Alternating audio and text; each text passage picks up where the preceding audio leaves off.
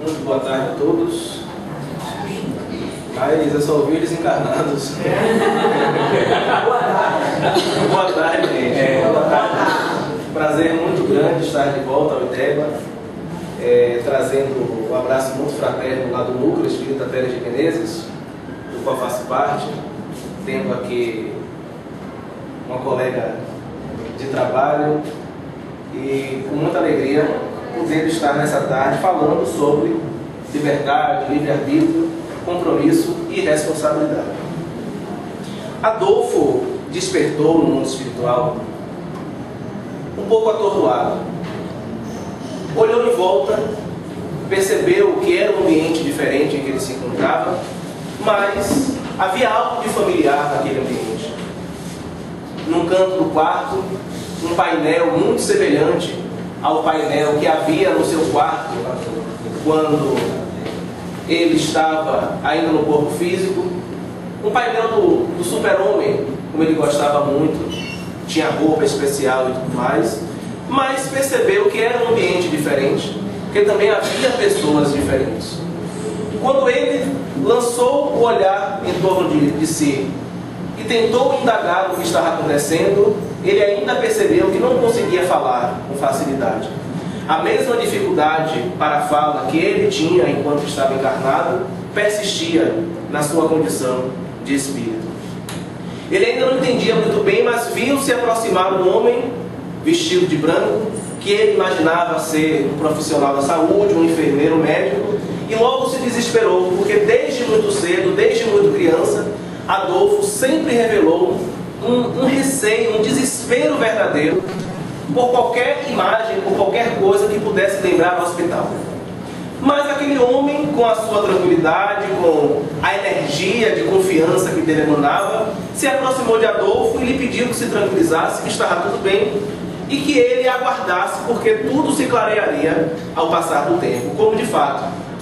Passaram-se cerca de 2 anos desde que ele desperta no mundo espiritual, e ele então começa a entender e a se tratar, por assim dizer, das dificuldades psicomotoras que o animaram enquanto encarnado.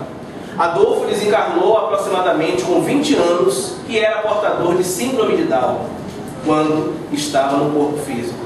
Naturalmente que na condição de espírito ele ainda estampava não apenas a aparência característica dos portadores da síndrome de Down, como também durante muito tempo ele ainda apresentava as dificuldades para andar, para falar, para se comunicar com as pessoas. Mas depois daqueles 2 anos, vencidas essas dificuldades iniciais e de posse de todo o seu potencial, de toda a sua capacidade de percepção do mundo, de toda a sua capacidade de racionalizar, Adolfo começou a questionar-se e a questionar as pessoas com quem convivia, os espíritos com quem convivia, sobre as razões de ser das suas limitações.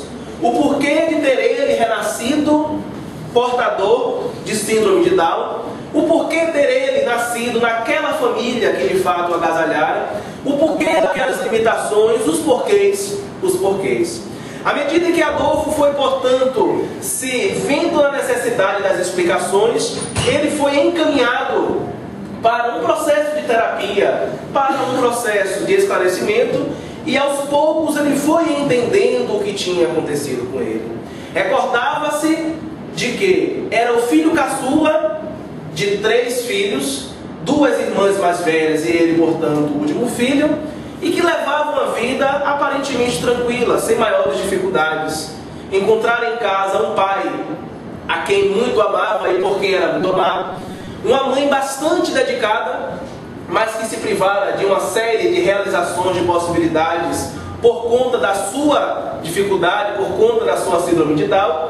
E nas irmãs encontrava, na mais velha, um verdadeiro anjo, alguém que estava sempre atento às suas necessidades, alguém que estava sempre disposto a com ele brincar, a fazer mimos, enfim, a tratar com carinho, com todo amor. E na irmã do meio encontrava não tanto anjo, mas alguém de quem ele até gostava, por quem se sentia amado, mas de uma forma diferente, Porque desde muito cedo a menina não se sabe se por se sentir ameaçada na sua condição de a mais nova ou por outras razões, sempre o tratou de maneira um pouco mais agressiva, por assim dizer.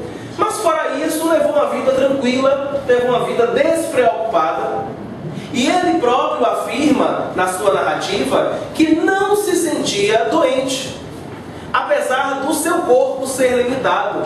Revelava ele, como revelam alguns espíritos que foram portadores de diversos transtornos, diversas dificuldades psicomotoras, sobretudo da síndrome de Down, revelava ele que, apesar das limitações físicas de estar limitado em sua liberdade de ir, de agir de um modo geral, ele guardava a consciência, de maneira que entendia tudo o que estava ao seu redor.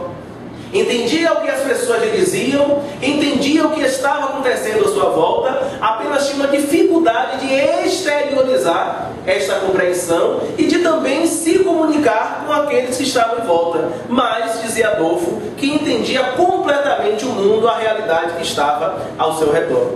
O tempo foi passando, sem muitas dificuldades para Adolfo, até que por volta dos 15 e 16 anos ele começou a desenvolver processos de enfermidade muito severos, naturais para a época sobretudo, quando ainda não havia toda uma rede de assistência que há hoje para os portadores de síndrome de Down, e era muito comum que as pessoas com esta síndrome desencarnassem muito cedo, como aconteceu com ele por volta dos 19 anos. Adolfo começa a desenvolver uma quantidade intensa de doenças, de uma pneumonia aqui, uma tuberculose ali, mas o curioso é que, apesar de ser uma criança doce, de todo o clima de confiança que a família lhe inspirava, Adolfo possuía um receio desesperado de médico, de hospital. Toda vez que se falava em hospital, Adolfo, na sua tentativa de comunicação, dizia não, hospital de forma alguma.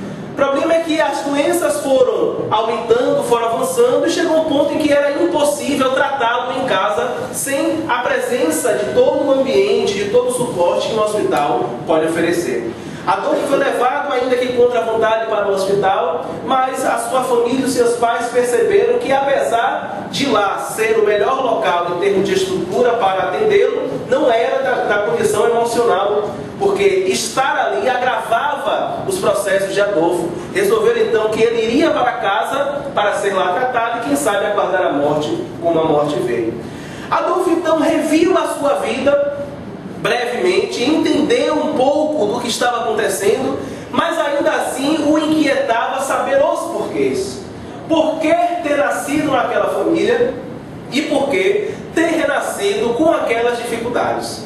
Adolfo então, no processo terapêutico a que estava sendo submetido, recuou um pouco no tempo para entender primeiro o porquê da família e descobriu que a sua família, aquela que o acolhera, tinha sido formada fora dos parâmetros que até então ele conheceu, passou a conhecer no próprio plano espiritual. Fazia parte do seu processo de reabilitação na nova vida, frequentar cursos, palestras, em que instruções lhe eram ministradas sobre a vida e sobre os diversos mecanismos das leis de Deus. Em muitos desses encontros ele ouvia falar que era natural que as famílias se agrupassem por afinidade.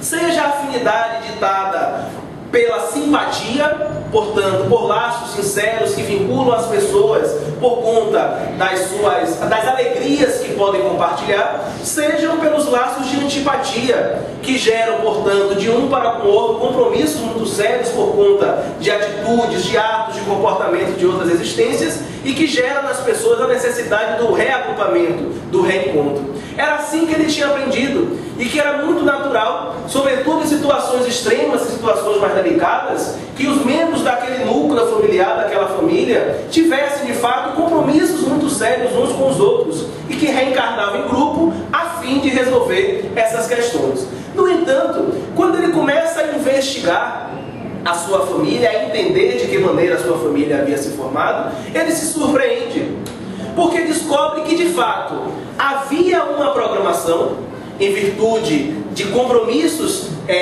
gerados em outras existências, de que o seu pai, de fato aquele da existência, encontrasse uma mulher que a princípio seria a sua mãe, com quem ele guardava vínculos desta outra existência, que logo mais falaremos. No entanto, Adolfo, revendo esses fatos e na sua investigação, descobriu que o seu pai havia sim reencontrado esta pessoa, que havia se comprometido em ser sua mãe, mas que por conta dos vai-vens da vida e por conta de um pouco de incompatibilidade na relação, esta mulher resolveu por não apenas desertar do compromisso do matrimônio, como também escolheu, agora mergulhada no corpo, não recebê-lo como filho. E do mundo espiritual ficou em impasse. Como resolver agora? Como proporcionar a Adolfo a possibilidade da reencarnação?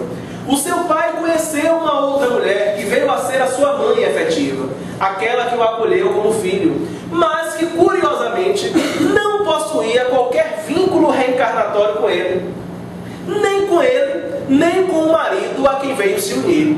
E aquilo para Adolfo era estranho, porque até então, por conta dos cursos, dos aprendizados que havia realizado, ele entendia que duas pessoas só se uniam em matrimônio se houvesse entre elas algum vínculo do passado, alguma necessidade a resgatar, e que por isso ele não entendia como aquilo poderia acontecer. E o instrutor, muito calmamente, lhe disse: Adolfo, é algo muito simples. O que une as pessoas, o que agrupa as pessoas é a lei de afinidade. Naturalmente que os compromissos gerados em outras existências, frutos das nossas escolhas, das muitas experiências por que passamos, gera sim vínculos que podem se estender por outras encarnações. No entanto, como que nos rege a lei da afinidade, a lei da atração, é muito natural que possamos conhecer outras pessoas, novas pessoas, pessoas que não conhecemos em outros momentos, e que com essas pessoas nos identifiquemos e aprofundemos vínculos, sejam eles somente de amizade, sejam vínculos afetivos mais intensos, que nos possam levar inclusive até um matrimônio. Adolfo então entendeu como aquilo era possível, mas ficou para ele uma dificuldade. Ora, nem o seu pai, que de fato possuía um vínculo reencarnatório com ele, nem ele próprio tiveram contato, conheciam de outra existência aquela que se constituiu em esposa e mãe, e que nada obstante teve que suportar, digamos assim, a prova de ter um filho com tantas limitações como ele tinha. E nós haveremos de entender que por mais desprendida seja a pessoa e por mais disposta seja o indivíduo, mais disposto seja o indivíduo, ter um filho em tais condições sempre traz limitações para a família. Limitações de aproveitamento de certas possibilidades da vida, limitações orçamentárias, enfim, limitações variadas. E aquela mulher, nada obstante, não possuir compromisso efetivo nem com ele, nem com seu pai, aceitou o consórcio matrimonial e também aceitou recebê-lo como filho. E aí o instrutor lhe diz que a lei de Deus, a lei da vida, é antes de tudo uma lei de solidariedade.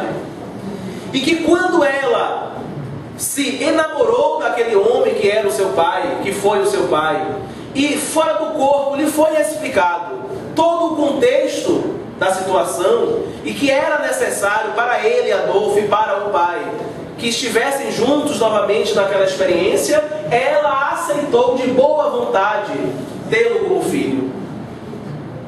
Exatamente por compreender que muito além das limitações porque passariam em conjunto, as alegrias seriam maiores. E por isso ela de boa vontade aceita recebê-lo como filho, apesar das provações e das limitações que poderiam surgir dentro daquele contexto. Renasce então Adolfo como filho mais novo daquele casal. E nesse contexto bastante peculiar, onde havia por parte do pai o compromisso mais intenso, fruto das questões do passado, e por ela o exercício da solidariedade, da lei de solidariedade que vige de fato entre as criaturas e que é uma lei de Deus, portanto.